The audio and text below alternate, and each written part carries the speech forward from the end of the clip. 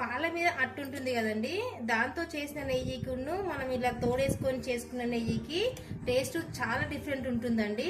And అది కూడా బాగుంటుంది, కాకపోతే ఇది ఇంకా టేస్ట్ చాలా బాగుంటుందండి. ఒకసారి మీరు ట్రై చేసి చూడండి. నేను తోడు వేసేసాను, నేను రేపు పడతాను. ఈరోజు రాత్రి అంతా నేను దీన్ని బయటనే పెట్టి ఉంచుతా, మొత్తం పెరుగు అవుతుంది ఇదంతా.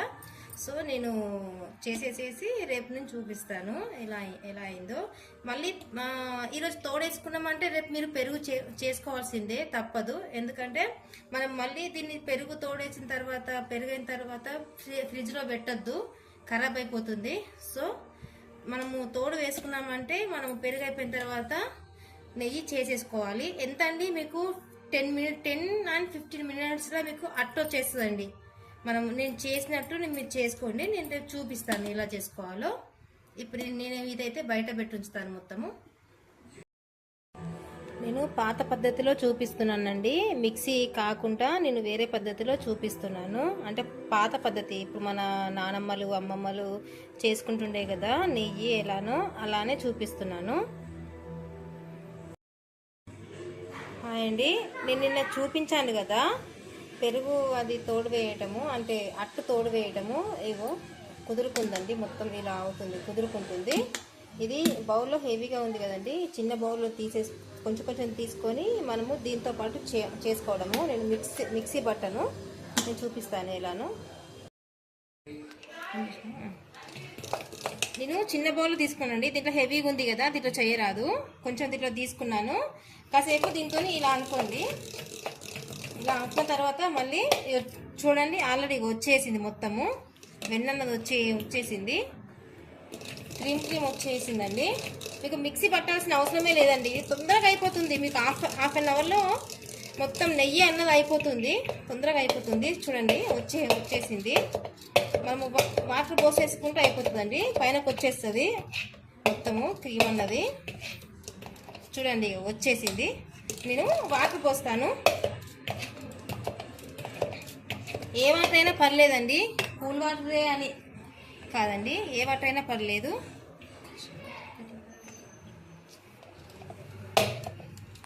నేను నార్మల్ వాటరే పోస్తున్నానండి, ఫిల్టర్వి.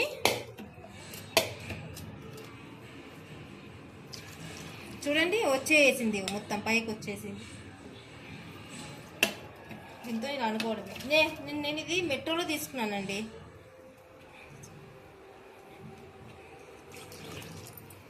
చూడండి పైకి వచ్చేసింది, మొత్తం తొందరగా అయిపోతుందండి. అసలు మనం మిక్సీ పట్టడము మళ్ళీ పెద్దది పని, పెద్ద ప్రాసెస్ అది. చూడండి మొత్తం వచ్చేసిందండి పైకి. చూడండి హాఫ్ అన్ అవర్ అసలు మొత్తం వచ్చేసిందండి. 5 minutesేనండి, 5 minutes కూడా కాదు. నేను ఇలా వేసి దీంతో ఒక 5 times ఇలా తింపాను అంతే, ఇంకా మొత్తం వచ్చేసింది పైకి వెన్నన్నది. చూడండి మొత్తం వచ్చేసింది. నేను చేత్తో తీసి చూపిస్తాను.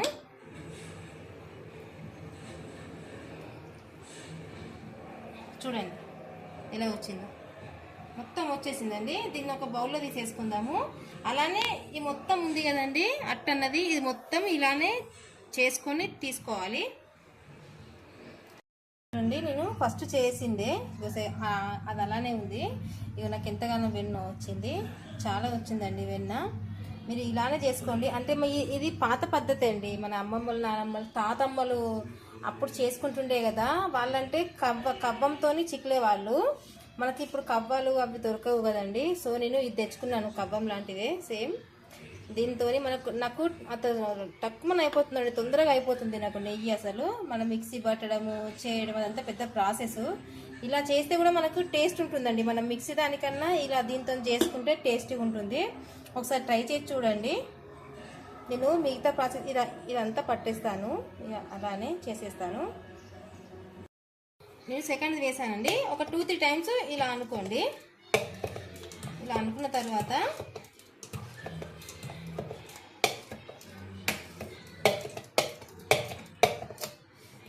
తిప్పేసుకోండి. చూసారా ఎలా వచ్చిందో, క్రీమ్గా మొత్తం.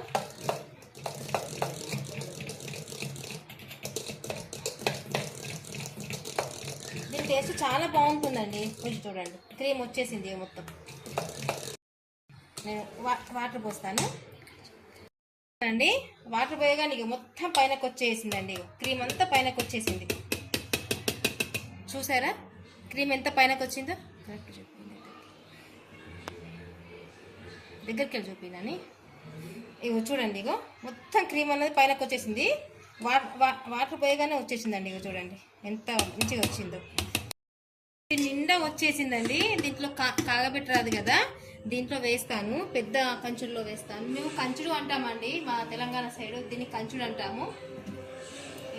అంటే మొత్తం కొంచెం తీసుకొని ఉంచుకుంటానండి. మా పిల్లలకు మా ఆయనకి బటర్ దోశ అంటే ఇష్టం అండి. నేను బటర్ ఇంట్లోనే తయారు చేసుకుంటాను.